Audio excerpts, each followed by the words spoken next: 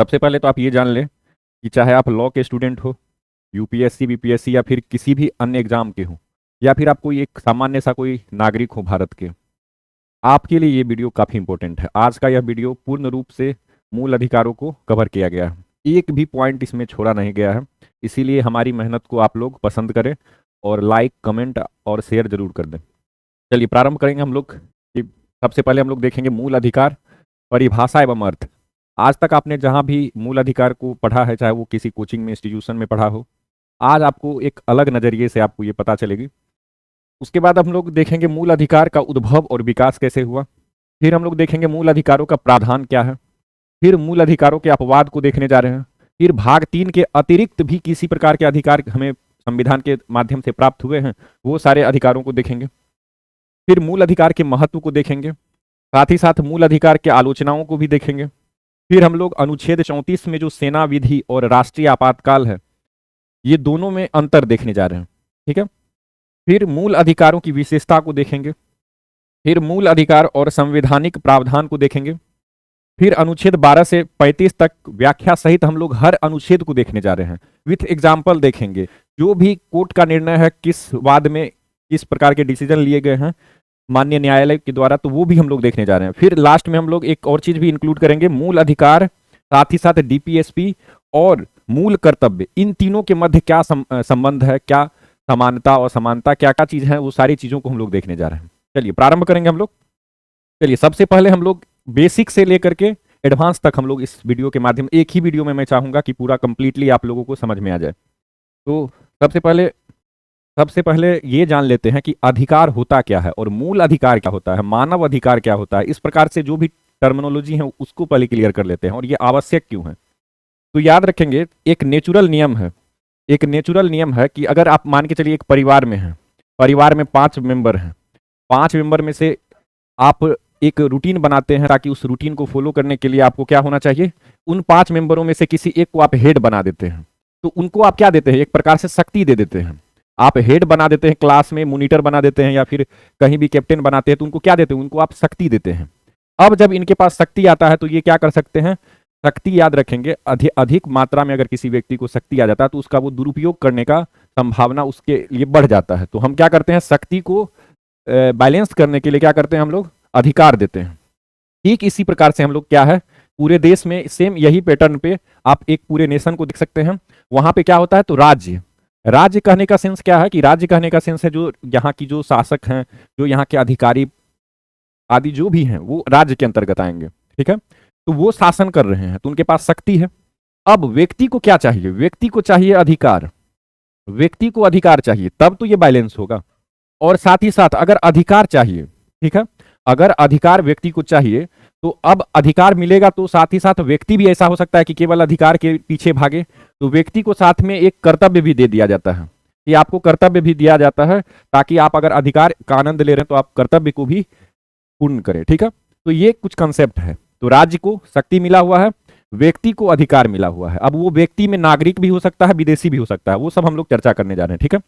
अब आते हैं परिभाषा में। तो मूल अधिकार का जो परिभाषा है वो याद रखेंगे। तो सबसे पहले तो संविधान में मूल अधिकार को लेकर के कहीं भी एक भी परिभाषा नहीं लिखा हुआ है। अनुच्छेद 12 से 35 तक भाग 3 के अंतर्गत मूल अधिकार का उल्लेख है, लेकिन परिभाषा कोई नहीं है, ये याद रखेंगे। लेकिन कुछ निर्णयों के माध्यम से माननीय जजों ने ये बताया है कि मूल अधिकार का क्या डिफिनेशन हो सकता है। तो याद रखेंगे, गोलकनाथ बनाम पंजाब राज्यवाद में जस्टिस सुब्बाराव के द्वारा भी एक परिभाषा दिया गया है।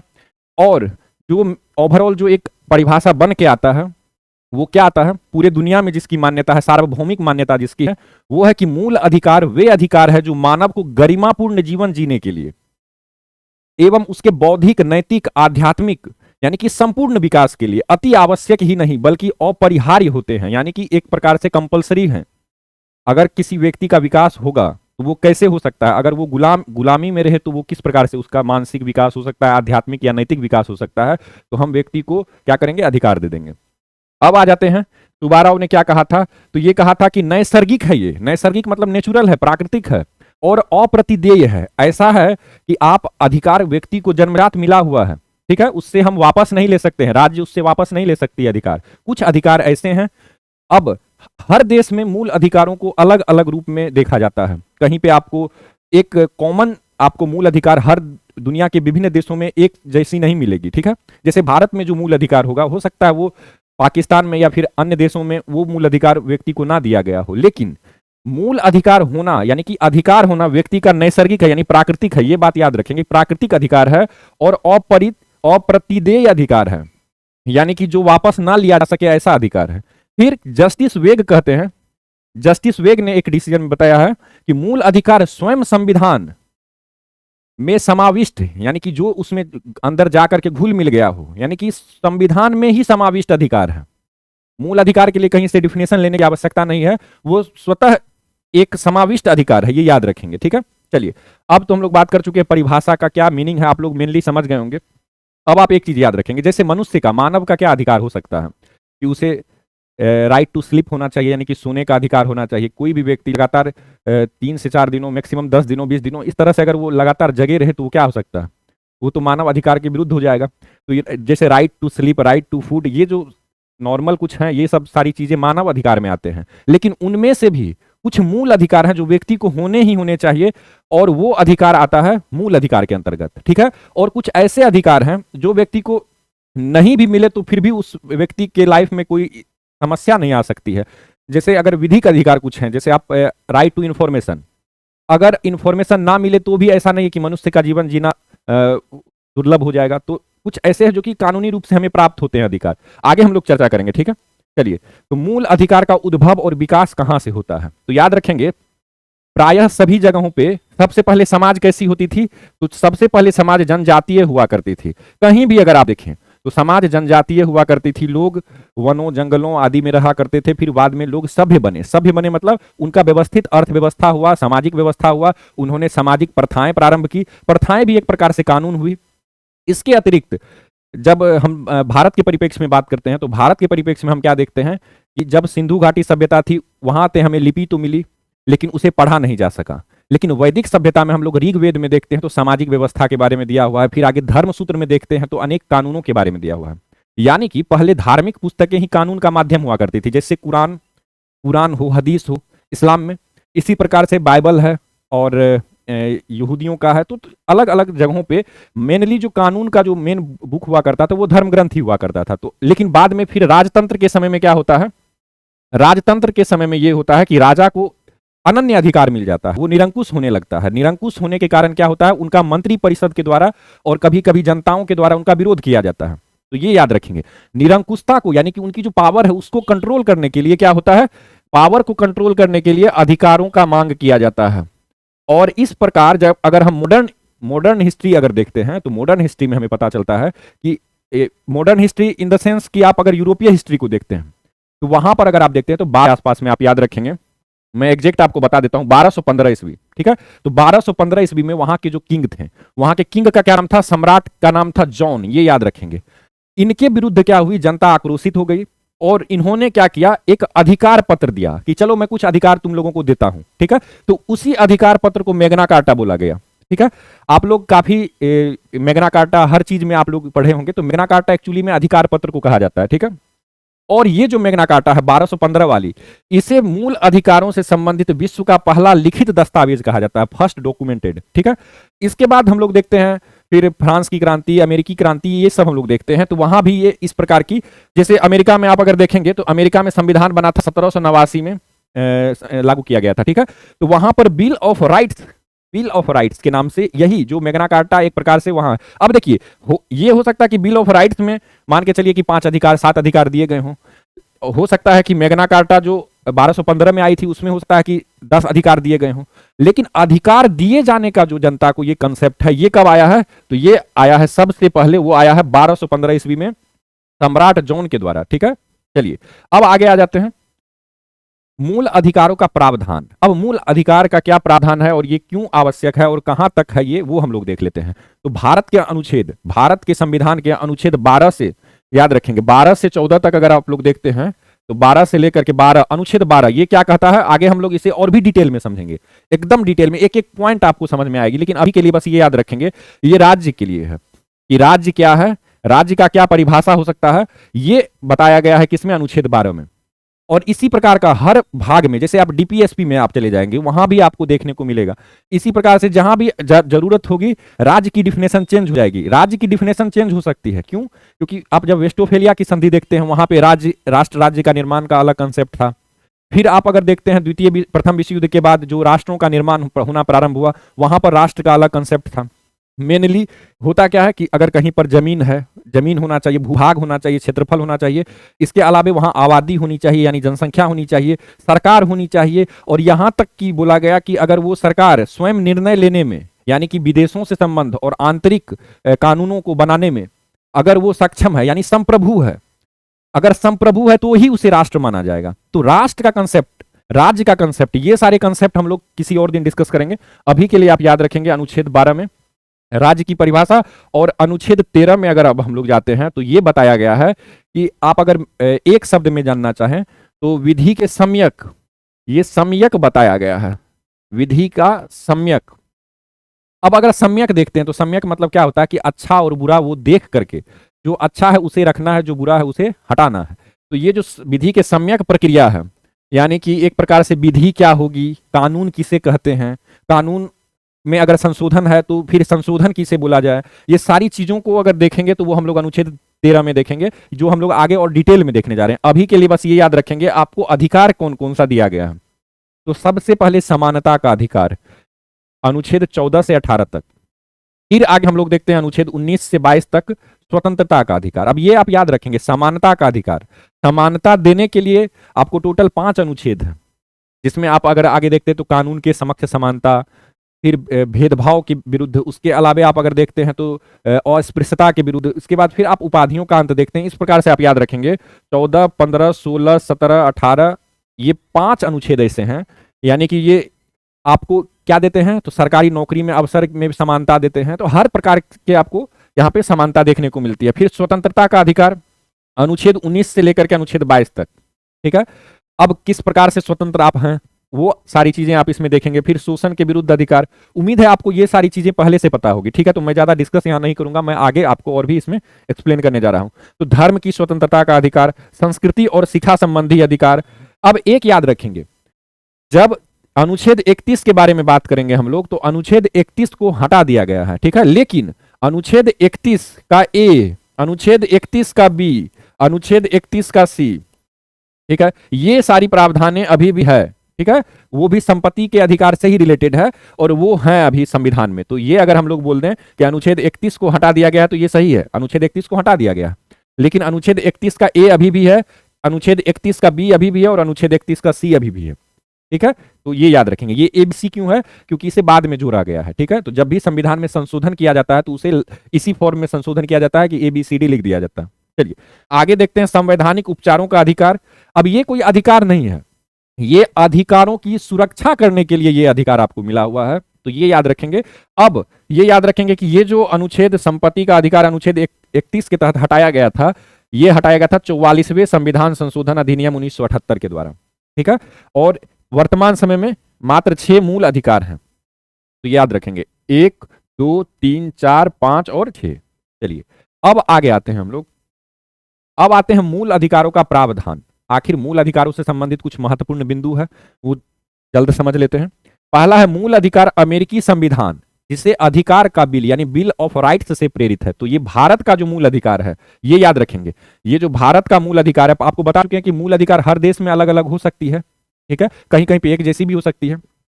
अब वो डिपेंड करता है राज्य कितना आपको अधिकार दे, ठीक है। तो ये जो फंडामेंटल राइट्स है, ये अमेरिकी संविधान का जो बिल ऑफ राइट्स है इससे प्रेरित है, ठीक है। फिर मूल अधिकार की आवश्यकता क्यों है, तो व्यक्ति के सर्वांगीण विकास के लिए। अब यहाँ पे व्यक्ति का अर्थ क्या क्या है, चाहे वो नागरिक हो या विदेशी हो, उसके सर्वांगीण विकास के लिए मूल तत्व है, ये मूल तत्व, ठीक है। जैसे इलेक्ट्रॉन, प्रोटॉन, न्यूट्रॉन है वो मूल तत्व है, उसी प्रकार से यहाँ पे भी है। क्यों, क्योंकि इससे भौतिक, व्यक्ति की भौतिक अर्थात क्या हुआ, चाहे वो अगर कोई व्यक्ति है, वो अगर हम बोलते हैं कि उसका भौतिक विकास हो रहा है, अर्थात उसका पहनावा, उसका घर, आवास, संपत्ति, ये सारी चीजों का विकास होना। फिर बौद्धिक, अगर आपको संविधान में ये भौतिक विकास वाला कंसेप्ट नहीं दिखाई दे, अर्थात आपको अधिकार ही ना दिया जाए कि आप संपत्ति अर्जन कर ही नहीं सकते, तो आप आवास कैसे बनाएंगे, कार कैसे खरीदेंगे, इस प्रकार की चीजें हैं, ठीक है। तो भौतिक विकास, बौद्धिक विकास, ठीक है। अगर आपको सोचने की ही आजादी ना दी जाए, तर्क वितर्क करने की आजादी ना दी जाए, तो आपको कैसे पता लगेगा कि सूर्य ग्रहण क्या होता है, चंद्र ग्रहण क्या होता है, या इस प्रकार की कंसेप्ट या साइंटिफिक चीजें आप किस प्रकार से ढूंढ सकते हैं। तो जिस प्रकार यूरोप में क्रांति हुई थी, वहां भी ये चीज को देखा गया था कि ये बौद्धिक वाला जो कंसेप्ट है ये काफी इंपॉर्टेंट है, कि बौद्धिक विकास होने के लिए भी आपको अधिकार होनी चाहिए, ठीक है। फिर है नैतिक विकास, सही गलत क्या है, ये सारी चीजें। और आध्यात्मिक विकास, कि आप अपने धर्म को, अपने रिलीजन को, अपने जो आप जिस चीज को भी मानते हैं उसके प्रति आप उसकी आस्था में विश्वास करते हैं, तो वो सारी चीजों का अधिकार आपको दिया गया। अब ये मूल अधिकार भारत का मैग्ना कार्टा कहा जाता है, ठीक है। न्याय उचित है, न्याय के लिए उचित है। कुछ ऐसी चीजें हैं जो कि न्याय के लिए उचित नहीं है, अगर नहीं है तो आप उस चीजों को लेकर के कोर्ट के पास नहीं जा सकते हैं कि देखिए माननीय मेरा ये अधिकार छीना जा रहा है। तो मूल अधिकार अगर आपका है, वो अधिकार बहुत सारे प्रकार के हैं, आपको बता चुके हैं पहले भी। तो मूल अधिकार अगर है तो वो क्या है, वो न्याय उचित है, यानी कि आप उससे लेकर के जा सकते हैं कोर्ट में कि हुजूर मेरा ये अधिकार को, मेरे इस अधिकार का हनन किया जा रहा है। तो वहां पर आगे फिर देखते हैं कि हर व्यक्ति के लिए मूल अधिकारों की गारंटी, ये गारंटी है, ठीक है, गारंटी, लेकिन युक्ति युक्त प्रतिबंधों के साथ। यानी कि आपको तो गारंटी दिया गया है कि राज्य कहती है कि मैं आपको ये गारंटी देता हूं कि अनुच्छेद 14, 15 इस तरह से जो भी अनुच्छेद, जो भी कुछ लिखा हुआ है वो सारी चीजें आपको दी जाएगी, लेकिन वो दी तो जाएगी, लेकिन उसके साथ ही साथ युक्ति युक्त निर्बंधन, यानी कि युक्ति युक्त कहने का सेंस है तर्क संगत प्रतिबंध होगा उसके। अगर कुछ रीजनेबल रिस्ट्रिक्शंस होंगे, अगर आप जो चाहे वो नहीं कर सकते, यानी कि आपको अधिकार दे दिया गया, इसका मतलब ये नहीं कि आप किसी अन्य व्यक्ति के अधिकारों का भी हनन कर दें। तो यहां पर आप देखते होंगे कि युक्ति युक्त प्रतिबंधों का भी यहां हमारे भारतीय संविधान में जो मूल अधिकार है वहां पर जिक्र किया हुआ है। आगे है राजनीतिक लोकतंत्र के आदर्श। राजनीतिक लोकतंत्र, आपको वोट देने का राइट है, आपको जो भी कहीं से भी कुछ भी हर चीज आप याद रखेंगे, चाहे वो जो भी हो, वो सारी चीजें आपको राज्य के माध्यम से अगर मिलती है तो वो सारी चीजें राजनीतिक लोकतंत्र के अंतर्गत आ जाती है। आप चुनाव लड़ना चाहते हैं, आप कुछ भी करना चाहते हैं, ठीक है, वो अनुच्छेद कहीं और लिखा हुआ है, हो सकता है उसके लिए कहीं और से कानून आया है, लेकिन उसका लिंक कहीं ना कहीं यहीं से होगा, ये आप याद रखेंगे, ठीक है। आगे है जैसे महिलाओं के लिए आप देखते होंगे लोक नियोजन में अवसर की समानता, वहां अपवाद भी दिया हुआ है, वहां पे महिलाओं का भी जिक्र किया हुआ है, उनके लिए आरक्षण की व्यवस्था भी की गई है, ठीक है। तो ये सारी चीजें आप राजनीतिक लोकतंत्र के अंतर्गत देखेंगे। फिर है कार्यपालिका। अच्छा, राजनीतिक लोकतंत्र के आदर्श के रूप में भी इसे जाना जाता है। आप इसे और भी एक प्रकार से प्रमाणित कर सकते हैं कि अगर किसी भी देश में मूल अधिकार दिया जाता हो उस देश के नागरिकों को, किसी भी देश में, किसी भी राष्ट्र में, तो आप समझेंगे कि वहां पर राजनीतिक लोकतंत्र स्थापित है, वहां पर सच्चे मायने में लोकतंत्र है। और लोकतंत्र का कैसा रूप है? पॉलिटिकल रूप है, क्योंकि राज्य दे रही है आपको, ठीक है। चलिए, इसके अलावा कार्यपालिका की निरंकुशता और विधायिका के कानूनों की मनमानी पर सीमाएं। कार्यपालिका, चाहे कोई अधिकारी हो, चाहे वो राष्ट्रपति हो या कोई भी भारत के अधिकारी हो, या भारत से जुड़े हुए कहीं कहीं पे राज्य का डिफिनेशन में अगर आप देखते हैं तो राज्य के अंतर्गत आपको एक चपरासी से लेकर के राष्ट्रपति तक आपको देखने को मिल जाता है। लेकिन कार्यपालिका याद रखेंगे, जो मंत्री हैं, जो वर्क करते हैं, जो किसी कानून का इंप्लीमेंटेशन करते हैं, ठीक है, जो कानून को लागू करवाते हैं। अब वहां पर कहा गया कि उनको भी क्या है, उनको भी यहां से कंट्रोल किया जा रहा है मूल अधिकारों से, कि वो अपने मनमाना जो चाहे वो नहीं कर सकते हैं, चाहे वो अधिकारी हो, मंत्री हो, जो भी है। और विधायिका के कानून, चाहे वो कोई भी संसद हो, विधानसभा हो, वो मनचाहा कानून नहीं बना सकती है। क्यों? क्योंकि वहां पर फिर देखा जाएगा अनुच्छेद 13 की विधि सम्यक होनी चाहिए, ठीक है। तो अगर कानून व्यक्ति के मूल अधिकारों का हनन कर रही है तो वहां तक वो क्या हो जाएगा, शून्य हो जाएगा, खत्म हो जाएगा। तो यहां पर क्या है कि विधायिका के कानूनों की मनमानी पर सीमाएं भी कौन लगाता है? मूल अधिकार। और मूल अधिकार और साथ ही साथ डीपीएसपी यानी राज्य के नीति निर्देशक तत्व, इनके बीच में संतुलन जो बनाया गया है, ये भारतीय संविधान की आधारभूत ढांचा का हिस्सा है। अब भारत के संविधान के आधारभूत ढांचा कहने का मतलब क्या है कि अगर आप जैसे एक घर बनाते हैं तो आप नींव बनाते हैं पहले, फिर उसके बाद उसके ऊपर घर, उसके ऊपर घर, उसके ऊपर घर, इस प्रकार से अनेक मंजिलों को बनाते हैं। लेकिन ये जो नींव है, जो बेसिक स्ट्रक्चर है, वो कभी चेंज नहीं होती है। बाकी आप रूम को आप 3 भागों में भी डिवाइड कर सकते हैं, किसी रूम को आप इस तरह से मतलब जैसा चाहे वैसा बना सकते हैं, लेकिन नींव चेंज नहीं होता है। तो वही यहां पर भी है कि मूल अधिकार जो है, मूल अधिकार और साथ ही साथ डीपीएसपी राज्य के नीति निर्देशक तत्व, इनके बीच में एक प्रकार से संतुलन बनाया गया है भारतीय संविधान में, और इसे ही संविधान की आधारभूत ढांचा का हिस्सा माना गया है, जो 1973 में केशवानंद भारती मामले में आया था कि आप क्या कर सकते हैं, तो आप किसी किसी भी कानून के माध्यम से संविधान की जो आधारभूत ढांचा है, जो बेसिक चीज है जिससे हमारा संविधान बना है, जो सोच करके हमारे संविधान निर्माताओं ने हमारे संविधान का निर्माण किया है, उसे आप परिवर्तित नहीं कर सकते हैं। ठीक है, तो ये याद रखें। चलिए अब आगे आ जाते हैं हम लोग। मूल अधिकारों के अपवाद। अब कहीं कहीं पे मूल अधिकार तो आपको दिए गए हैं, लेकिन वहां साथ ही साथ आपको अपवाद भी देखने को मिलता है। अब हम लोग बात किए थे अनुच्छेद 31 का ए, वो जो है वो भी अपवाद है। ठीक है, देखिए याद रखेंगे, अनुच्छेद 31 का ए, इसके साथ ही साथ अनुच्छेद 32 सॉरी अनुच्छेद 31 का बी, अनुच्छेद 31 का बी और अनुच्छेद 31 का सी, ये याद रखेंगे, अनुच्छेद 31 का सी। अब आप ये तीनों को अपवाद क्यों बताया गया है, मूल अधिकारों के अपवाद में से क्यों रखा गया है, तो आइए देखते हैं। सबसे पहले याद रखिएगा कि अनुच्छेद 31 का ए अभी हम लोग पढ़ेंगे, अभी जस्ट हम लोग इसे समझेंगे। अनुच्छेद 31 का ए में क्या है, फिर अनुच्छेद 32 का अनुच्छेद 31 का बी में क्या है, फिर अनुच्छेद 31 का सी में क्या है, इन तीनों को हम लोग समझेंगे। ये आपको मूल अधिकार तो है लेकिन अपवाद है, ये है लेकिन नहीं है, इस प्रकार से है ये याद रखेंगे। तो सबसे पहले अनुच्छेद 31 का ए क्या है, तो वो याद रखेंगे, संपदा आदि के अधिग्रहण हेतु प्रावधान करने वाले कानूनों का बचाव। अब यहां पे जोड़ा गया, उस समय में इंदिरा गांधी जी की सरकार थी, तो याद रखेंगे कि राज्यों के द्वारा क्या किया गया, तो राज्यों के द्वारा बेसिकली ये माना गया कि राज्य क्या कर सकती है, व्यक्ति के संपत्ति का अधिग्रहण कर सकती है। लेकिन चूंकि अनुच्छेद 31 जो था पहले, अनुच्छेद 31 में यह था कि संपत्ति का अधिकार तो आपका कानूनी अधिकार, मूलभूत अधिकार है, संपत्ति का अधिकार आपका मूलभूत अधिकार है, यानी मूल अधिकार है, फंडामेंटल राइट्स है। तो राज्य कैसे उस व्यक्ति का मूल अधिकार का हनन कर सकती है, तो उन्होंने क्या किया, अनुच्छेद 31 को ही समाप्त कर दिया। राज्य ने क्या किया, यानी सरकार ने क्या किया, अनुच्छेद 31 को समाप्त कर दिया और उसके जगह पे अनुच्छेद 31 का ए ले आए, बी ले आए और समय समय पे आगे बढ़ते बढ़ते अनुच्छेद 31 का सी आ गया। ठीक है, तो ये क्यों जोड़ा गया है, तो ये याद रखेंगे, ये संपदा आदि के अधिग्रहण हेतु प्रावधान करने वाले कानूनों का बचाव करने। ठीक है, यानी कि सरकार जो कानून बनाती है उसे संपदा के नाम पर, कि मेरा ये संपत्ति है, इसके नाम पर आप क्या कर सकते हैं, खत्म नहीं कर सकते हैं, इसीलिए ये कानून को स्पेशली लाया गया। अब इनमें भी याद रखेंगे, अगर कानून कृषि से जुड़ा हुआ है, भूमि सुधार से जुड़ा हुआ है, उद्योग से जुड़ा हुआ है, वाणिज्य से जुड़ा हुआ है, इस प्रकार के अनुच्छेद 31 का ए में टोटल पांच आपको याद रखेंगे, 5 आधार बनाए गए हैं, 5 आधार। पहला, यानी कि आपका मूल अधिकार तो है संपत्ति, लेकिन आपका मूल अधिकार भी नहीं है, क्योंकि अब वो कहां चला गया है, वो चला गया है यहां से 300 का ए में, 31 से हट चुका है। लेकिन आपको और भी कुछ दिए गए हैं कि अगर इस प्रकार के कोई भी काम होते हैं, इस प्रकार के कोई भी कानून बनाए जाते हैं, तो वहां पर आपका फंडामेंटल राइट्स काम नहीं करेगा। सरकार बना सकती है कानून, अगर कृषि से रिलेटेड बनाना चाहे, भूमि सुधार से रिलेटेड, उद्योग से रिलेटेड, वाणिज्य से रिलेटेड, इस प्रकार के टोटल 5 है। जैसे राज्य द्वारा संपदा और संबंधित अधिकारों का अधिग्रहण। ठीक है, इसके अलावा सरकार अगर संपत्ति प्रबंधन अपने हाथ में लेना चाहे, इसके अलावा व्यवसायों का विलय और अधिग्रहण करना चाहे, तो सरकार कर सकती है। वहां आप अपना मूल अधिकार का प्रश्न लेकर के कोर्ट नहीं जा सकते हैं। सरकार अगर कॉरपोरेट निर्देशकों या शेयर धारकों को अधिकारों का उन्मूलन या संशोधन करने का बात किया जाए, और सरकार खनन पट्टों की समाप्ति या संशोधन करना चाहे, तो इस प्रकार के कानूनों को सरकार ला सकती है।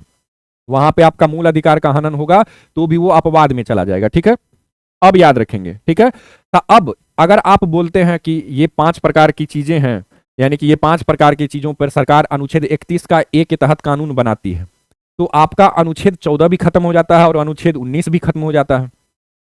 मेनली अनुच्छेद 19 का एक खत्म हो जाता है, यानी कि अनुच्छेद 31 ए 5 प्रकार के कानूनों को अनुच्छेद 14, जिसमें लिखा हुआ है कि कानून के समक्ष समानता और कानून के तहत समान सुरक्षा, और अनुच्छेद 19 का 1, जिसमें लिखा है कि भाषण, सभा, आंदोलन आदि के संबंध में 6 अधिकारों की सुरक्षा, ये मौलिक उल्लंघन के आधार पर चुनौती दिए जाने और अमान्य घोषित होने से बचाता है। यानी कि आप अनुच्छेद 14 और अनुच्छेद 19 का 1 के अनुसार आप ये नहीं कह सकते हैं कि अनुच्छेद 14 में हमें ये मिला हुआ है, अनुच्छेद 19 में हमें ये मिला है, इसीलिए ये सब कानून जो है सरकार ये गलत बना रही है और कोर्ट से आप कहेंगे कि इस कानून को खत्म किया जाए, तो कोर्ट ऐसा नहीं करेगी। क्यों? क्योंकि यहाँ अपवाद स्वरूप ये जोड़ा गया है अनुच्छेद 31 का ए, ये जानबूझ करके जोड़ा गया है सरकार के द्वारा, ताकि अगर आपका अनुच्छेद 14 या 19 के तहत किसी प्रकार के अधिकार का हनन भी होता है तो भी सरकार उस कानून को कंटिन्यू रख सकती है। ठीक है, फिर आ जाते हैं, एक और चीज है, याद रखेंगे कि जब राज्य किसी व्यक्ति की व्यक्तिगत खेती, यानी कि आपकी कोई अपनी संपदा है, ठीक है, के तहत भूमि का अधिग्रहण करता है,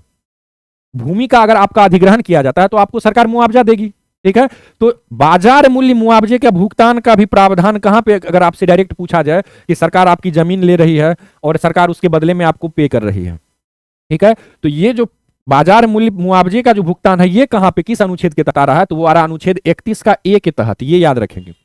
चलिए अब आगे आ जाते हैं, अनुच्छेद 31 का बी। इसमें सिर्फ एक चीज फिर सरकार और कोर्ट, चूंकि हो क्या रहा था इंदिरा गांधी के टाइम में, उस समय में इंदिरा गांधी चाहती थी कि जो राज्य है यानी शासन है जो वो आगे रहे, ठीक है, और न्यायपालिका उसके अंतर्गत कंट्रोल में रहे, ठीक है, लेकिन न्यायपालिका चाहती थी कि नहीं, सरकार मेरे कंट्रोल में रहे और सरकार संविधान के अनुसार चले, ठीक है। तो दोनों में मतभेद के कारण अनेक संशोधनें की गई और अनेक निर्णयों को पलटा गया। तो ये सारी चीजें हम लोग उस टाइम पीरियड में देखते हैं इंदिरा गांधी जी के टाइम में।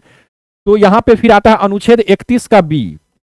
अनुच्छेद 31 का बी, यहां पर क्या किया गया, इंदिरा गांधी ने कहा कि देखो मैं एक ऐसा अनुसूची जोड़ रही हूं जिसमें जिस भी चीज को रख दिया जाए उस चीज को न्यायपालिका, उस चीज पर न्यायपालिका में कोई बात विवाद नहीं हो सकता है, यानी आप केस नहीं कर सकते हैं। अगर मैं एक अनुसूची जोड़ूं तो वो अनुसूची 9वीं अनुसूची उन्होंने जोड़ दिया और बोला कि ये अनुसूची ऐसी अनुसूची है जिसमें कोई भी अगर कानून इस माध्यम से बनाया जाए, इस माध्यम से के द्वारा बनाया जाए, इसमें जो भी विषय रखे जाएंगे उस पर कोई भी कानून अगर बनाया जाएगा तो उस पर न्यायपालिका उस पर कोई भी जो डिसीजन है वो नहीं ले सकती है, न्यायपालिका में इस प्रकार के केस नहीं चलाए जा सकते हैं, ठीक है। तो ये 9वीं अनुसूची का जो कंसेप्ट है, और ये जो नई 9वीं अनुसूची कंसेप्ट है ये है 31 बी में, ये याद रखेंगे 31 बी के माध्यम से है, ठीक है।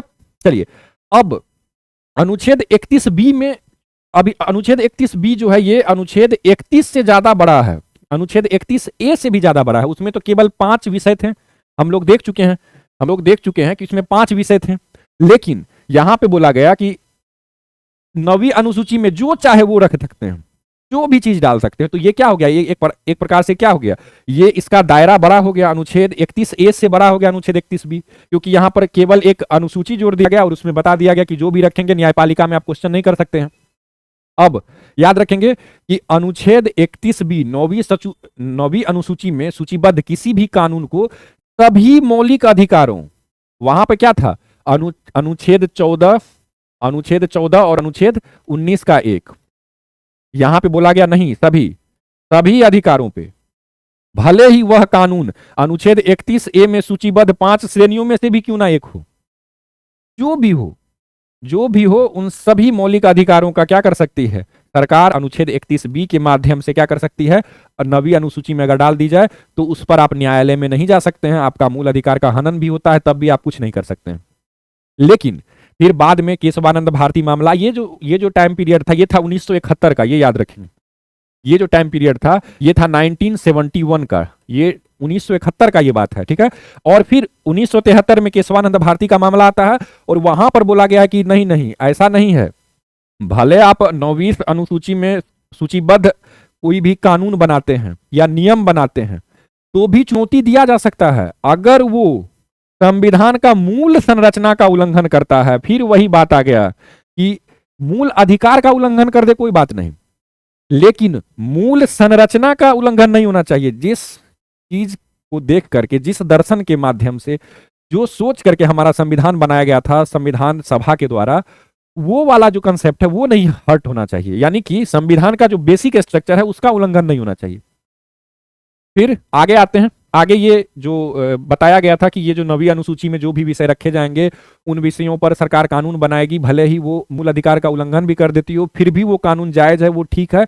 इस बात को भी कोर्ट ने आगे कहा कि नहीं, ऐसा नहीं है, बेसिक स्ट्रक्चर से मिलेगा तभी कंटिन्यू रहेगा, नहीं मिलेगा तो उसे खत्म किया जाएगा, ठीक है। और जहां तक कानून प्रभाव डालती है मूल अधिकार पर उसे समाप्त कर दिया जाएगा। इसमें 2 प्रावधान थे, जो अनुच्छेद 39 बी, अब आते हैं 39 बी और 39 सी क्या है, पहले ये समझ लेते हैं फिर आगे हम लोग चर्चा करते हैं, ठीक है। तो 39 बी या 39 सी में निर्दिष्ट समाजवादी निदेशक सिद्धांतों को लागू करने का प्रयास करता है। अब याद रखेंगे, अब आता है 39 बी और 39 सी। याद रखेंगे कि धन का केंद्रीकरण नहीं हो, यानी कि जो धन है वो समाज का है, और समाज यानी कि पूरे भारतवर्ष का है। तो भारत के प्रत्येक नागरिक का धन है, किसी खास 10-5 आदमी के पास धन का केंद्रीकरण ना हो जाए। इसीलिए सरकार अगर कानून बनाती है इस प्रकार की कि सबको कुछ ना कुछ लाभ मिले, कल्याणकारी योजनाएं बनाना चाहती है सरकार, ऐसी कोई कानून बनाना चाहती है, तो सरकार को ये राइट है। और साथ ही साथ धन का भी केंद्रीकरण, और इस प्रकार के जो ये आर्थिक लोकतंत्र का जो कंसेप्ट था, ये है किसमें, अनुच्छेद 39B और 39C में। ठीक है, यानी कि अगर सरकार समाज की भलाई के लिए कोई कानून बनाना चाहती है, और उसमें कुछ व्यक्तियों का, उपयोगितावाद का एक सिद्धांत है कि बहुत सारे लोगों के लिए कुछ लोगों की बलि दी जा सकती है, तो वही कंसेप्ट यहां पे आर्थिक लोकतंत्र के माध्यम से लागू किया जाता है कि अगर 39B या C के माध्यम से, इसके माध्यम से कोई कानून अगर बनाया जा रहा है, तो वहां पर याद रखेंगे अनुच्छेद 14 हो जाए, अनुच्छेद 19 हो जाए, ये सब का उल्लंघन अमान्य हो जाएगा। आराम से सरकार चाहे तो ये काम कर सकती है, यानी स्टेट चाहे तो अनुच्छेद 14, 19 ये सब का उल्लंघन को भी दरकिनार करके कानून बना सकती है, और उस कानून को न्यायपालिका में भी चुनौती नहीं दी जा सकती। अगर चाहे तो किसी का भी आप अगर चाहे किसी का भी अनुच्छेद 14 और 19 के तहत आप अगर थोड़ा अधिकार का हनन भी हो जाए तो भी हो सकता है, क्योंकि ऐसा ही कंसेप्ट हम कहां देखते हैं, अनुच्छेद 31 का जो अधिकार को जो हटाया गया था वहां पे हम लोग देखते हैं। तो वही चीज यहां भी है कि अनुच्छेद 14 और 19 के तहत आप कर सकते हैं, लेकिन बेसिक स्ट्रक्चर को आप हनन नहीं कर सकते हैं, पहला चीज ये। और दूसरा था कि किसी भी कानून पर यह घोषणा नहीं की जाएगी, यानी कि अगर सरकार कोई एक कानून बनाती है और कानून में यह बताती है कि यह कानून मैंने किस लिए बनाया है, तो ठीक है। लेकिन अगर सरकार कानून बना दे और उसके पीछे कोई किसी प्रकार की तर्क ही ना दे, यानी कि किसी भी कानून पर यह घोषणा नहीं की जाएगी कि यह ऐसी नीति को प्रभावी बनाने के लिए है, ऐसी नीति को प्रभावी बनाने के लिए है, किसी भी नीति को प्रभावी बनाने के लिए है, यानी कि अनुच्छेद 39B को प्रभावी बनाने के लिए है, या अनुच्छेद 40 को प्रभावी, या अनुच्छेद 45 को प्रभावी बनाने के लिए है। सरकार को जो मन होगा, जिसके लिए चाहे वो सरकार बना सकती है, कोई इस पर प्रश्न नहीं पूछ सकता है। यानी न्यायपालिका को ये एक प्रकार से चुनौती दी गई थी कि मैं जैसा भी कानून बनाना चाहे मैं बना सकता हूं, और आप इस पर प्रश्न चिन्ह नहीं कर सकते हैं कि आप ये कानून क्यों, ये नीति क्यों लागू किए हैं। तो यानी कि अनुच्छेद 31 का C के माध्यम से ये कहा गया था, अनुच्छेद 31 का C के दूसरे प्रावधान के माध्यम से, पहला प्रावधान तो ठीक था कि 14 और 19 ये दोनों का हनन भी हो जाए, क्योंकि यहां पर था बेसिकली सरकार के जो समाजवादी सिद्धांत को लागू करने का तर्क, तो न्यायपालिका ये समझती थी कि चलिए सरकार की मंशा है, अच्छी है, तो कोई दिक्कत नहीं। लेकिन यहां पर केवल 39B और 39C का ही बात था। यहां पर सरकार क्या कहती है कि कोई भी किसी भी कानून पर यह घोषणा नहीं की जाएगी कि यह ऐसी नीति को प्रभावी बनाने के लिए है कि वो किस संविधान के अनुच्छेद के तहत सरकार चाह रही है लागू करना। तो ये वाला जो कंसेप्ट है, किसी भी अदालत में इस आधार पर सवाल नहीं उठाया जाएगा कि यह ऐसी नीति को प्रभावी नहीं बनाता है। अब यानी कि सरकार से आप क्वेश्चन भी नहीं पूछ सकते हैं। अगर बेसिकली अगर मैं एक बात आपसे पूछूं कि अगर मान के चलिए कि एक कानून लाया गया सरकार के माध्यम से, जो कि अनुच्छेद याद रखें, अनुच्छेद जैसे कॉमन सा है अनुच्छेद 44, अनुच्छेद 44 के तहत आपको एक कानून लाया गया था, और वो कानून जैसा भी कानून हो, अच्छा हो बुरा हो, किसी अधिकार का हनन करता हो कि ना करता हो, आप अगर इस कानून के कारण आप अगर न्यायालय में जा ही नहीं पाएंगे, न्यायपालिका इस पर अगर डिबेट ही नहीं करेगी, न्यायपालिका में अगर इस पर विवाद ही नहीं होगा, तो पता कैसे चलेगा। यानी कि सरकार को एक प्रकार से क्या हो गया, फ्री हैंड हो गया कि कैसा भी कानून बना दे, और सरकार को कहना भी नहीं पड़ेगा क्यों कि ये कानून किस लिए बनाया गया है। सरकार को कोई प्रश्न भी नहीं न्यायपालिका पूछ सकती है कि आपने किस लिए बनाया है, आखिर आप किस प्रकार के उद्देश्यों की पूर्ति करना चाहते हैं। और एक प्रकार से दायरा भी बड़ा हो जाएगा। यहां पर तो केवल 39 का B और 39 का C ही था, और यहां पर कोई भी अनुच्छेद, चाहे DPSP का कोई भी अनुच्छेद किसी भी अनुच्छेद या प्रावधान को माध्यम बना करके सरकार कानून बना सकती है। तो यहां पर बोला गया कि ये तो आप बेसिक जो स्ट्रक्चर है संविधान की, उसका हनन हो गया यहां पे। क्यों? क्योंकि यहां पर लिखा है कि किसी भी कानून पर आप प्रश्न चिन्ह ही नहीं लगा सकते हैं, और आप पूछ भी नहीं सकते हैं कि आप किस चीज को प्रभावी करने के लिए, कौन सा DPSP का अनुच्छेद है जिसको प्रभावी करने के लिए आपने ऐसा किया। यानी कि सरकार को पूरा फ्री हैंड चाहिए था, इसीलिए सरकार ने क्या किया, अनुच्छेद 31 का C के दूसरे प्रावधान में यानी कि B में ये जोड़ दिया था। फिर इंदिरा गांधी जी को केशवानंद भारती मामले में ही ये प्रश्न चिन्ह उठा था, तो बोला था कि 31C के उपरोक्त दूसरे प्रावधान को, यानी कि ये वाला जो प्रावधान है, इसको बोला गया कि ये गलत है, आपका दायरा बढ़ा नहीं सकते हैं। आप ठीक है आप अगर चाहें तो 39 का बी या 39 का सी के लिए आप चाहें तो कानून बना सकते हैं। वो आर्थिक लोकतंत्र के लिए, आप समाजवादी सिद्धांत लागू करने के लिए आप ऐसा करना चाहते हैं तो ये आपका राइट है, ठीक है, ऐसा आप कानून ला सकते हैं। लेकिन आप ये नहीं कह सकते हैं कि आप जैसा चाहे कानून ला सकते हैं किसी भी अनुच्छेद को माध्यम बना करके, यानी कि डीपीएसपी को आप हायर मानते हैं फंडामेंटल राइट्स से, राज्य के नीति निर्देशक तत्वों को आप ऊंचा कर रहे हैं, फंडामेंटल राइट्स को आप नीचा कर रहे हैं, तो ये नहीं हो सकता है। संतुलन ठीक है, यहां तक संतुलन है, ठीक है। यहां पर क्या है, यहां पर जो ये फंडामेंटल राइट्स है इसका संपूर्ण रूप से उल्लंघन यहां पे हो रहा है, तो इसे नहीं माना जाएगा। तो केशवानंद भारती मामले 1973 में अनुच्छेद 31 का सी के दूसरे प्रावधान को, ये याद रखेंगे, असंवैधानिक और अमान्य घोषित कर दिया गया, और यह तर्क देते हुए कि न्यायिक समीक्षा, अब याद रखेंगे कि यानी कि न्यायपालिका किसी भी कानून को जांच सकती है। ये जो है, जैसे सुप्रीम कोर्ट अनुच्छेद 137 के तहत, अनुच्छेद 137 के तहत सुप्रीम कोर्ट के पास ये पावर है कि वो न्यायिक पुनराविलोकन कर सके, न्यायिक समीक्षा कर सके। यानी आपने कोई कानून बना दिया, अब वो कानून क्या किसी मूल अधिकार का हनन कर रही है, वो कानून का क्या है, तो वो जो कानून है उस पर कोर्ट में आप जा सकते हैं। तो ये जो पावर है, ये पावर आप यहां से छीन रहे थे कि आप कोर्ट ही नहीं जा सकते हैं, जैसा मन आएगा वैसा मैं कानून बना सकती हूं, तो ये असंवैधानिक घोषित कर दिया गया। हालांकि अनुच्छेद 31 का सी का पहला प्रावधान संवैधानिक और वैध पाया गया, ये वाला ठीक पाया गया, ठीक है। चलिए, अब यहां पे आपको याद रखना होगा कि अनुच्छेद 31 सी का जो पहला प्रावधान है, इसमें बोला गया था कि अनुच्छेद बी और अनुच्छेद 39 का सी, ये दो बोला गया था, और बाद में क्या किया गया था, 42वां संविधान संशोधन अधिनियम 1976 के माध्यम से, कि ये बोला गया था कि ये नहीं, बल्कि जो चाहे वो, उसको क्या किया, उसको बोला क्या, नहीं ऐसा नहीं हो सकता है। यानी कि अनुच्छेद 39 का बी और सी में याद रखेंगे कि इसे नहीं किया गया, ठीक है। तो ये मतलब बेसिकली यही है कि आप सरकार के ऊपर जो न्यायपालिका है वो कंट्रोल करना चाहती थी, ठीक है, और बेसिक स्ट्रक्चर के नाम पे कंट्रोल कर भी ली। आगे आ जाते हैं कि भाग 3 के अतिरिक्त अधिकार आपको क्या क्या मिले हैं। भाग 3 के अतिरिक्त कौन कौन अधिकार हैं? तो पहला है, विधि के प्राधिकार के बिना आपके ऊपर करों का आरोपण नहीं किया जाएगा, ठीक है। कानून बना करके ही, कानून के माध्यम से ही आपके ऊपर टैक्स लगाया जाएगा, अन्यथा नहीं लगाया जा सकता है। सरकार को मनमानी टैक्स वसूलने से जनता को, सरकार के द्वारा जो मनमाना टैक्स वसूला जा सकता है, इसके कारण ये वाला जो है प्रावधान किया गया है कि सरकार जब चाहे तब टैक्स नहीं वसूल सकती, जितना चाहे उतना मनमाना कार्य नहीं कर सकती है टैक्स के मामले में। तो कानून के प्राधिकार के बिना आप नहीं कर सकते, लेकिन कानून बना करके ऐसा कर सकती है, ठीक है। अनुच्छेद 265 भाग 12, ये याद रखेंगे, ये भी आपका अधिकार ही है, लेकिन ये मूल अधिकार नहीं है। क्यों? क्योंकि मूल अधिकार तो 12 से लेकर के 35 तक है, और यहां पे कौन सा है, तो 265 है। तो ये आपका मूल अधिकार नहीं है, लेकिन आपका ये अधिकार है। संविधान में आपको यह अधिकार दिया गया है कि सरकार मनमाने तरीके से आप पर टैक्स नहीं लगा सकती है, कानून के माध्यम से ही आप पर टैक्स लगा सकती है। फिर है, विधि के प्राधिकार के बिना व्यक्तियों को संपत्ति से वंचित नहीं किया जाना। संपत्ति का भी अधिकार है, लेकिन वो अनुच्छेद 300 का ए यानी कि 300 का कॉम में है, भाग 12 में, यानी कि कानून के माध्यम से ही आपसे आपकी संपत्ति छीनी जा सकती है, सरकार मनमाने तरीके से आपकी संपत्ति नहीं छीन सकती।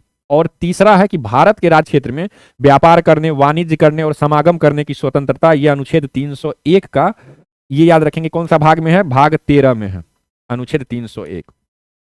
तो ये भी आपका अधिकार ही है, ठीक है। चलिए, हालांकि ये अधिकार बहुत तरीके से रीजनेबल रिस्ट्रिक्शन के माध्यम से रोकी जा सकती है, वो सारी चीजें अलग है, लेकिन ये आपका अतिरिक्त अधिकार है, ये मूल अधिकार नहीं है, ये आपका अतिरिक्त अधिकार है जो आपको मिला है। आगे है, मूल अधिकारों का महत्व क्या क्या है। अब हम लोग आते हैं कि मूल अधिकार का क्या महत्व है। सबसे पहले कुछ पॉइंट्स हैं, आपको पॉइंट्स को याद करने हैं।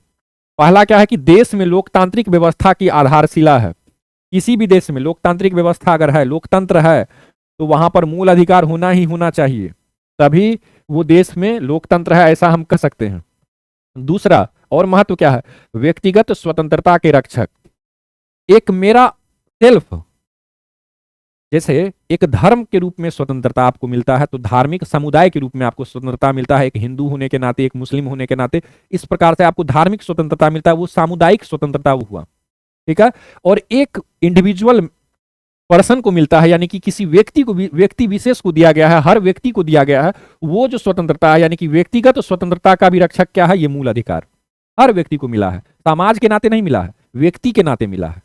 ठीक है, तो धार्मिक स्वतंत्रता अगर मिलता है तो वहां पर वो सामुदायिक स्वतंत्रता है, समाज के नाते मिल रहा है कि उतना जो भी वर्ग है उस सबको वो वर्ग को मिलेगा वो स्वतंत्रता।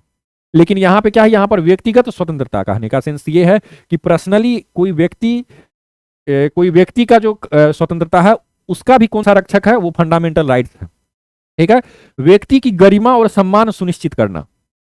ठीक है, तो एक व्यक्ति भारतीय संविधान, भारतीय कानून के अनुसार, भारतीय न्यायपालिका के अनुसार कोई भी व्यक्ति जो जन्म लेता है, जब तक कि वो अपराध में दोष सिद्धि ना हो, यानी कि वो मुजरिम ना पाया जाए, तब तक उसे प्रतिष्ठित और सम्मानित माना जाता है। ठीक है, अब ये याद रखेंगे, तो व्यक्ति की गरिमा और सम्मान सुनिश्चित भी कौन करता है, तो फंडामेंटल राइट्स। फिर भारतीय राज्य की धर्मनिरपेक्ष छवि को भी मजबूत कौन करता है, फंडामेंटल राइट्स। अनुच्छेद 25 से 28 तक आप देखते हैं। अल्पसंख्यक के हितों की भी रक्षा कौन करता है, तो 29 और अनुच्छेद 30। ठीक है, यानी कि वो मूल अधिकार। फिर ये अधिकार व्यक्ति के विकास के लिए जरूरी है, चाहे वो भौतिक विकास हो, आध्यात्मिक हो, नैतिक हो। ठीक है, ये अधिकार न्याय संगत है, यानी कि न्याय के लिए संगत है, उचित है, यानी कि आप इसे कोर्ट में ले जा सकते हैं, और समाज के हर वर्ग को समान रूप से मिलते हैं, यानी कि हर वर्ग को मिला है, समान रूप से मिला है। ठीक है, यहां पर कोई क्राइटेरिया फिक्स नहीं किया है कि किसी विशेषाधिकार वर्ग को ही मिलेगा। जैसे फ्रांस में क्रांति होती है, क्यों होती है, क्योंकि वहां पर पहले वर्ग और दूसरे वर्ग और तीसरे वर्ग में क्या होती थी, विशेषाधिकारों में आपको असमानता दिखती थी, लेकिन यहाँ पे विशेषाधिकार ही खत्म कर दिया गया है, सबको समान मान लिया गया है। ठीक है, ये अधिकार व्यक्ति के मानसिक, भौतिक और नैतिक विकास के लिए जरूरी है। ये अधिकार देश में विधि के शासन की व्यवस्था करती है। अब आता है विधि का शासन। विधि यानी कि कानून, कानून से बड़ा कोई नहीं। कानून अगर है कि अगर कानून है तो वो राष्ट्रपति के लिए भी उतना ही मायने रखेगा जितना एक नॉर्मल इंसान के लिए रखता है। कोई भी कानून से बड़ा नहीं है। कोई भी धर्म ग्रंथ हो, चाहे वो गीता हो, कुरान हो, कोई भी धर्म ग्रंथ हो, वो कानून की पुस्तक यानी कि हमारा संविधान से ऊपर नहीं होगा। जो कानून है वो सबसे ऊपर होगा, उसके अंतर्गत ही प्रधानमंत्री भी कार्य करेंगे, राष्ट्रपति भी कार्य करेंगे, अन्य कोई भी व्यक्ति कार्य करेंगे। तो ये याद रखेंगे। ये अधिकार सामाजिक समानता और सामाजिक न्याय की नींव रखते हैं। समाज में समानता हो और समाज में न्याय हो, आर्थिक न्याय, राजनीतिक न्याय, बहुत सारी चीजें हैं। तो वो सारी चीजें का जो मूल यानी कि बेसिक चीज है वो क्या है, अधिकार होना, वो भी फंडामेंटल राइट्स। इसके अतिरिक्त ये अधिकार अल्पसंख्यकों और समाज के कमजोर वर्गों की हितों की रक्षा करते हैं। इन अधिकारों का उल्लंघन नहीं किया जा सकता है। ठीक है, ये भी याद रखेंगे, अगर उल्लंघन होता है तो तुरंत आप कोर्ट जा सकते हैं। ठीक है, इन अधिकारों पर युक्त प्रतिबंध लगाए जा सकते हैं। ठीक है, और इन अधिकारों की सुरक्षा का प्रहरी सर्वोच्च न्यायालय है, यानी कि सुप्रीम कोर्ट। ठीक है, और हाई कोर्ट भी है, हाई कोर्ट भी है, और अन्य जो कोर्ट हैं, अन्य सेशन कोर्ट भी या अन्य कोर्ट में भी आप जा सकते हैं। लेकिन वर्तमान समय में भारत के संसद के द्वारा, याद रखेंगे कि अभी तक अन्य कोर्टों को यह अधिकार नहीं दिया गया है, यानी कि ये जो मूल अधिकारों के हनन पर रीट जारी करने का जो अधिकार है, ये अभी तक केवल हाई कोर्ट और सुप्रीम कोर्ट को ही प्राप्त है। लेकिन संसद चाहे तो वो क्या कर सकती है, इसका विस्तार कर सकती है, और जिला जो कोर्ट है वहां भी आपको ये दी जा सकती है, उन्हें भी अधिकार दी जा सकती है कि आप रीटों के मामले में सुनवाई कर सकते हैं। अब आते हैं मूल अधिकारों की विशेषताएं। अब कुछ केवल भारतीय नागरिकों के लिए उपलब्ध है, जैसे अनुच्छेद 15, अनुच्छेद 16, अनुच्छेद 19, अनुच्छेद 29, अनुच्छेद 30।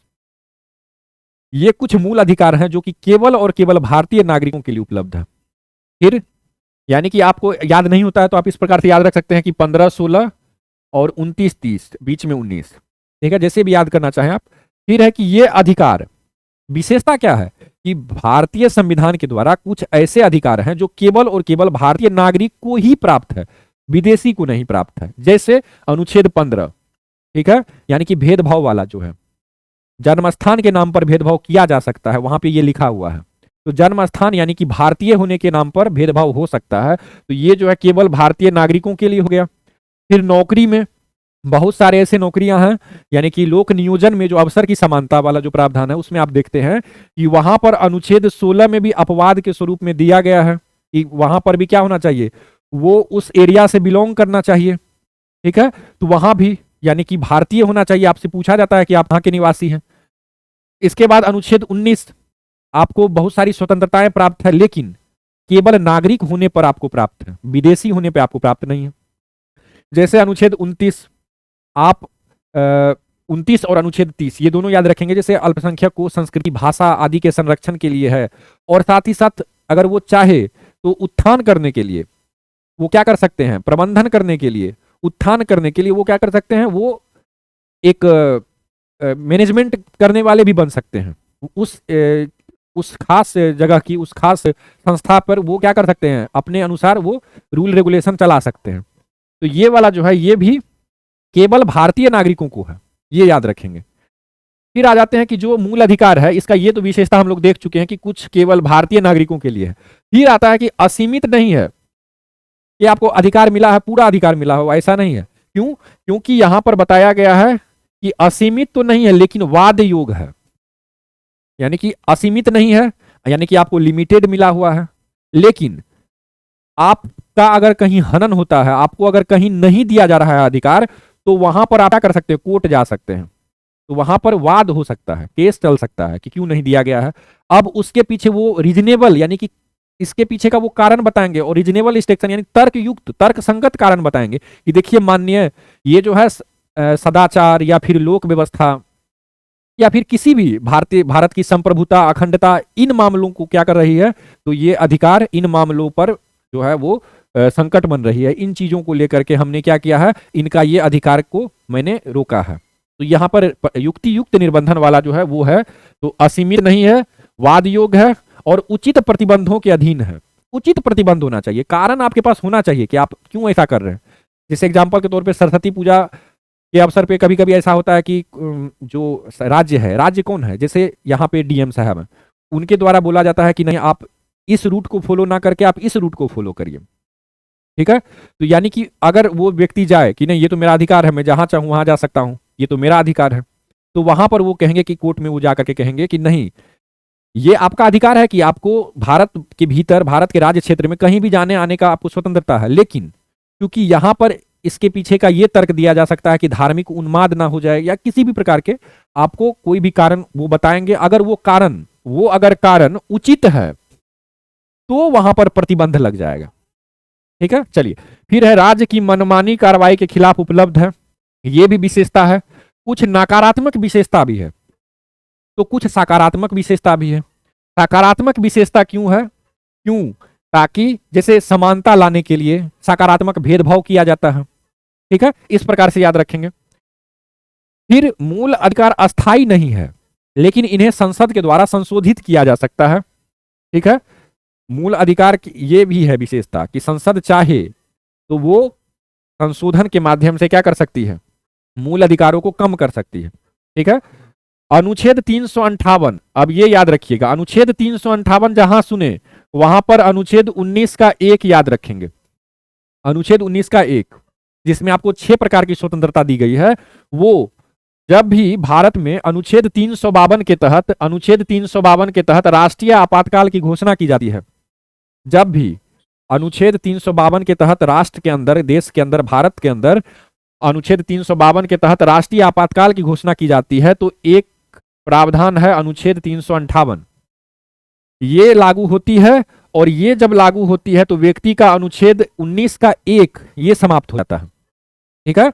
तो वो वाला याद रखेंगे। इसके अतिरिक्त राष्ट्रपति महोदय के पास एक और अधिकार होता है कि वो क्या कर सकते हैं, अनुच्छेद 359 भी लागू कर सकते हैं, और अगर ये लागू होता है तो व्यक्ति का अनुच्छेद 20 और अनुच्छेद 21 ये दोनों छोड़ करके बाकी जितने भी मूल अधिकार हैं वो सारे कुछ दिनों के लिए पेंडिंग में चले जाते हैं, यानी कि वो क्या हो जाते हैं, निलंबित हो जाते हैं, ये याद रखेंगे। तो अनुच्छेद 358 के माध्यम से अनुच्छेद 19 को, ठीक है, और अनुच्छेद 359 के माध्यम से अनुच्छेद 19 के अलावा जो भी है संविधान के भाग 3 में वर्णित, उन सबको क्या कर सकती है सरकार, वो सरकार उस सबको निलंबित कर सकती है। तो ये भी क्या है, विशेषता ही है हमारे संविधान की।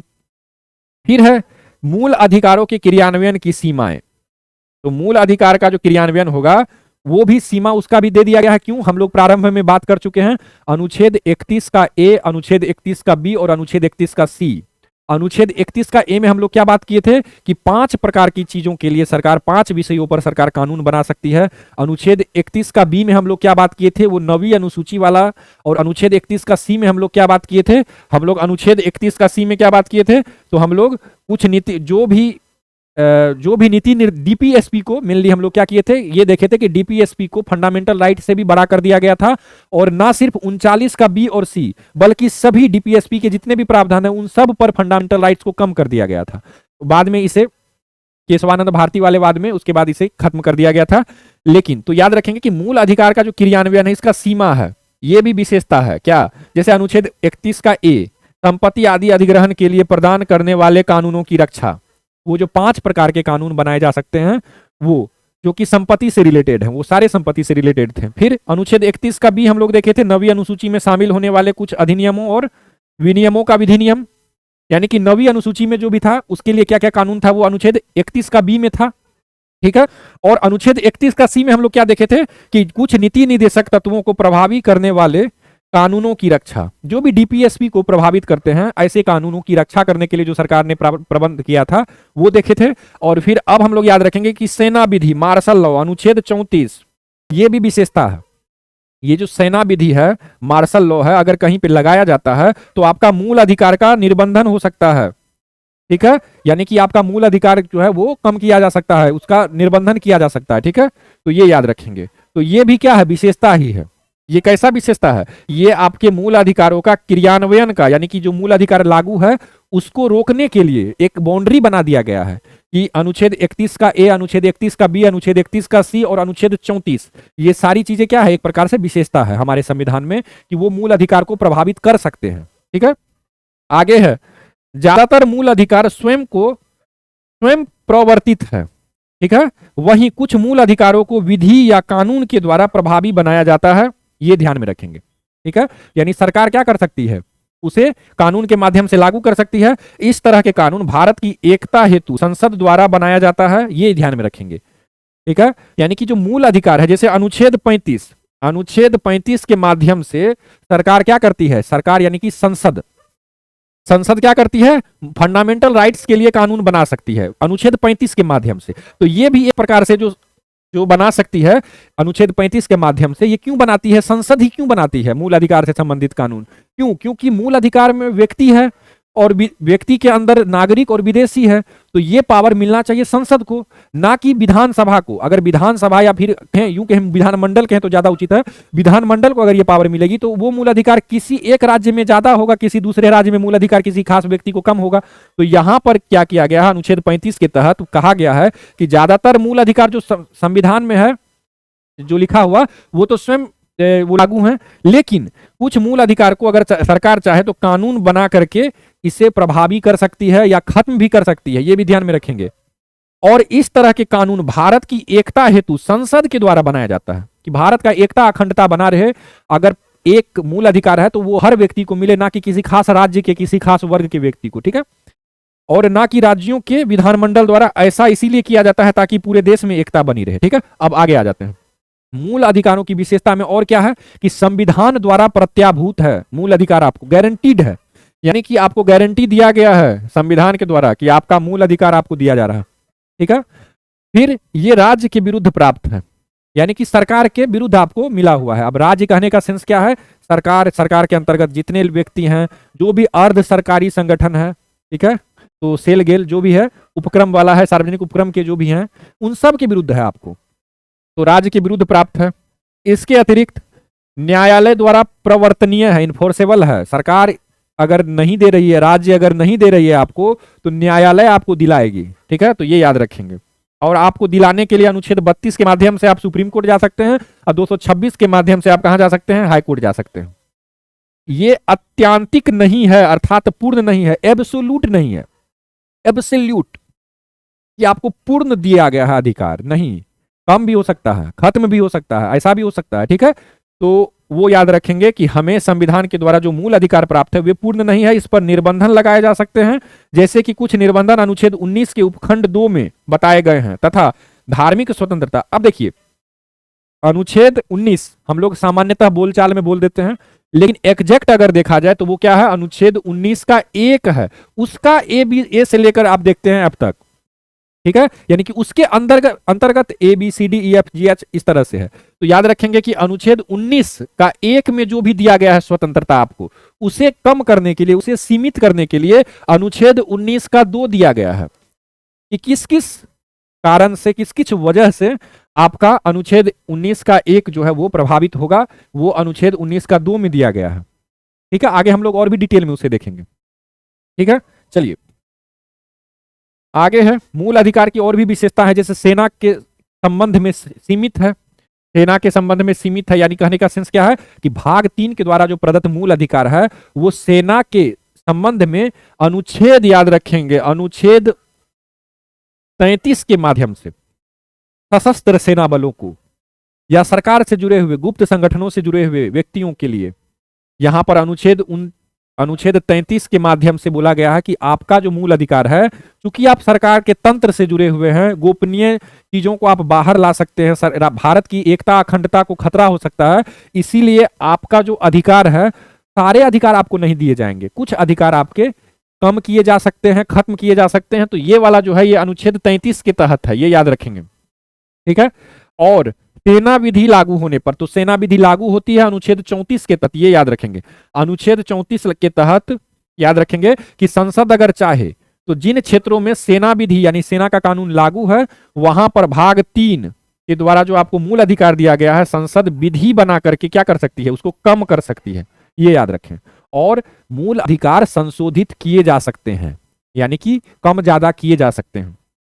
भाग 3 में प्रदत्त मूल अधिकार में संसद के द्वारा अनुच्छेद 368 के माध्यम से, यानी कि संशोधन के माध्यम से ही केवल कम ज्यादा कैसे होगा, संशोधन के माध्यम से, ऐसे नहीं, जैसे मतलब ऐसे नहीं का कहने का सेंस क्या है कि अगर कोई मंत्री चाहे कि किसी व्यक्ति का मूल अधिकार को कम करना और वो एक आदेश पारित कर दे, राष्ट्रपति चाहे कि कम करना तो वो अध्यादेश पारित कर दे, ऐसा नहीं हो सकता है, अनुच्छेद 368 के माध्यम से ही केवल हो सकता है।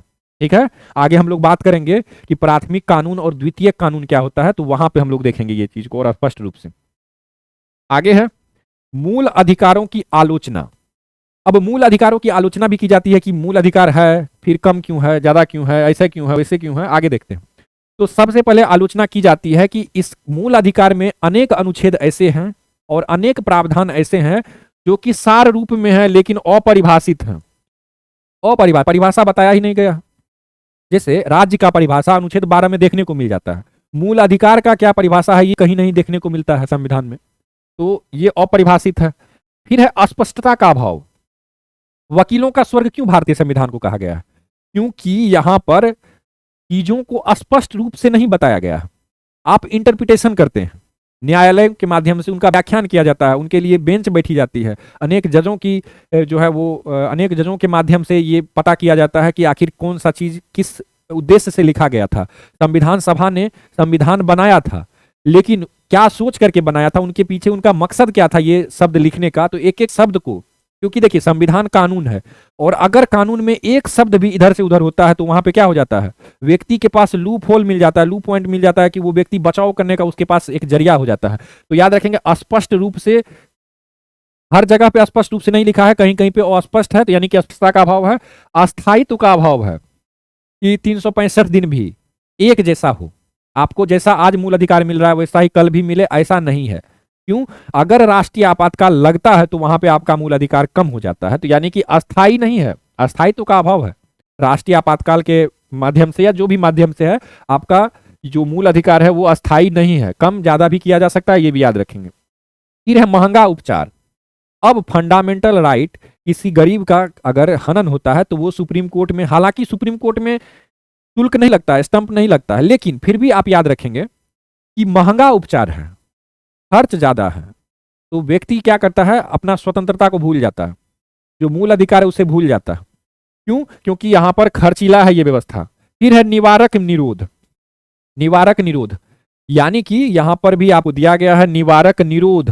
आप लोग जब आगे हम लोग जब डिस्कस करेंगे तो हम लोग देखेंगे कि एक कानून ऐसा भी है जिस कानून के तहत आपको गिरफ्तार भी किया जा सकता है और आपका जो मूल अधिकार है उसका हनन भी हो सकता है। ठीक है, तो ऐसा भी प्रावधान है, वो भी हम लोग देखेंगे। इसके बाद है प्रतिमान, यानी मॉडल दर्शन नहीं है, हर जगह वेरी करता है। भारत का मूल अधिकार, अमेरिका का मूल अधिकार, कुछ चीजें कॉमन हो सकती है, लेकिन जितना यहां दिया गया है उतना ही सब जगह दिया जाए और एक मॉडल के रूप में देखा जाए तो वो नहीं है। तो याद रखेंगे, प्रतिमान दर्शन नहीं है, नो कंस्टिटेंट पोल फिलोसफी। फिर है कुछ महत्वपूर्ण सामाजिक और आर्थिक अधिकार, जैसे काम का अधिकार, सामाजिक सुरक्षा का अधिकार, ये सब मौलिक अधिकार में शामिल ही नहीं है। राइट टू वर्क, इसके अतिरिक्त जो सामाजिक सुरक्षा है, सोशल सिक्योरिटी वाला जो भी अधिकार है, वो सब आपको देखने को नहीं मिलता है। तो यानी कि मौलिक अधिकार तो है लेकिन कम है, ठीक है, इसे और भी बढ़ाना चाहिए और सरकार प्रयासरत है। राइट टू इंफॉर्मेशन, ठीक है, राइट टू फूड सिक्योरिटी, ये सारा चीज जो है, ये सब चीज आप देखने में 2013 में आप अगर देखते हैं तो फूड सिक्योरिटी एक्ट आया था, तो खाने का अधिकार दिया गया था, भोजन का अधिकार। 2005 में अगर आप देखते हैं तो वहां पर राइट टू इंफॉर्मेशन दिया गया था। तो सरकार प्रयासरत है, लेकिन कहने का सेंस ये है कि अगर हम आलोचना करेंगे तो क्या कहेंगे कि सरकार भले प्रयासरत हो लेकिन अभी भी इसमें कमी देखी जाती है, ठीक है। फिर आगे आते हैं, इन अधिकारों पर इतने प्रतिबंध लगा दिए गए हैं कि इनके बारे में कहा जाता है कि संविधान द्वारा एक हाथ से मूल अधिकार तो दिया जा रहा है और दूसरे हाथ से ले लिया जा रहा है। यानी कि आपको मूल अधिकार दे करके युक्ति युक्त निर्बंधन प्रतिबंधों के माध्यम से आपका क्या कर दिया जा रहा है, उसको ले लिया जा रहा है।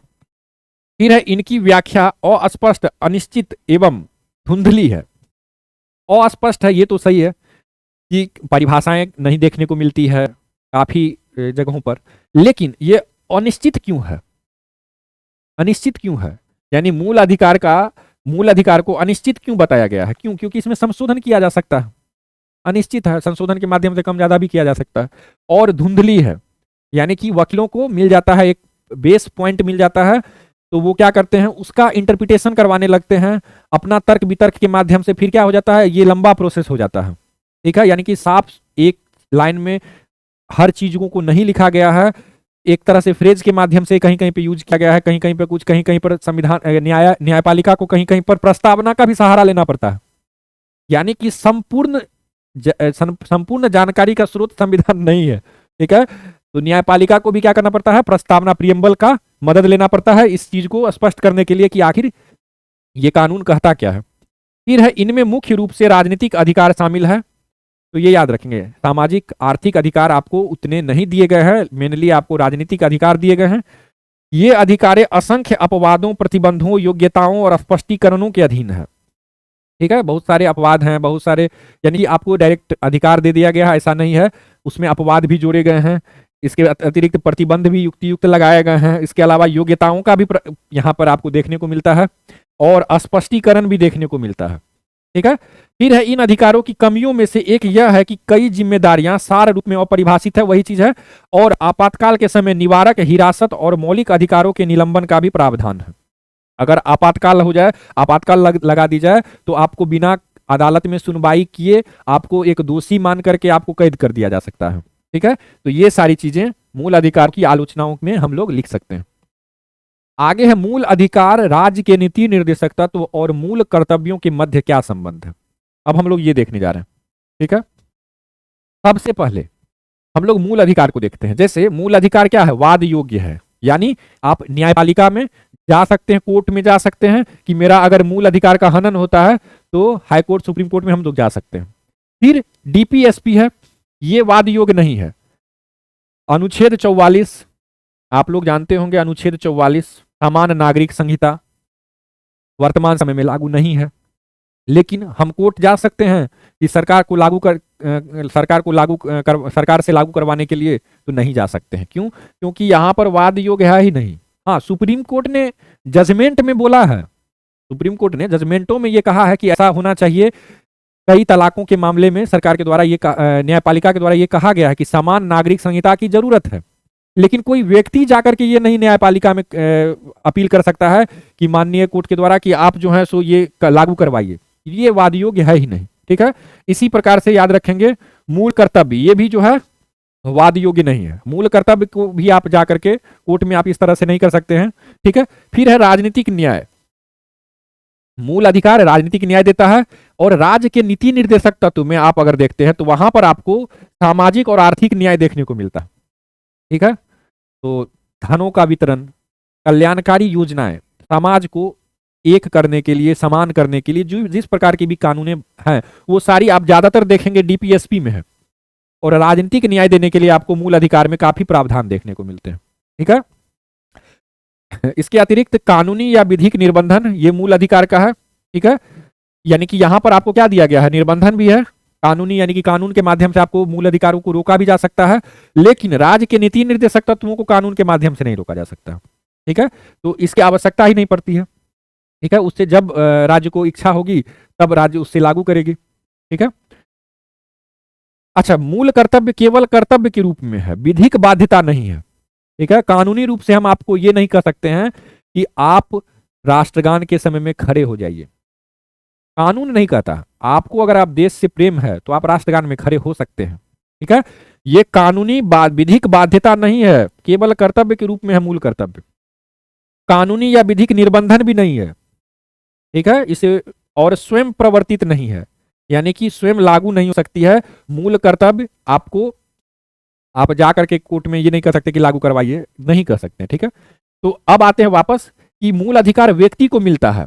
ठीक है, ज्यादातर मामला जो प्रावधान है वो व्यक्ति को मिलता है, लेकिन राज्य के नीति निर्देशक तत्व में समाज को दिया जाता है। जैसे विकलांगों के लिए, महिलाओं के लिए, सामाजिक टर्म है। ठीक है, तो ये समाजवादी होती है प्रकृति की, और मूल अधिकार व्यक्तिगत प्रकृति की होती है। मूल अधिकार स्वयं प्रवर्तित है, लेकिन ये स्वयं प्रवर्तित नहीं है। ठीक है, इसे कानून के माध्यम से, सरकार के माध्यम से इसे लागू किया जाएगा। ये स्वतः लागू है। ठीक है, जब से संविधान लागू हुआ आपको ऑटोमेटिकली आपको मूल अधिकार मिल चुका है। यदि कोई कानून मूल अधिकार का उल्लंघन करता है तो न्यायालय उसे असंवैधानिक घोषित कर सकता है, लेकिन यदि कोई कानून डीपीएसपी का उल्लंघन करता है तो न्यायपालिका उसे असंवैधानिक घोषित नहीं कर सकती है। ये भी इंपॉर्टेंट है। ठीक है, चलिए अब आ जाते हैं हम लोग आगे, अनुच्छेद 12 से अनुच्छेद 35 तक व्याख्या सहित। ठीक है, चलिए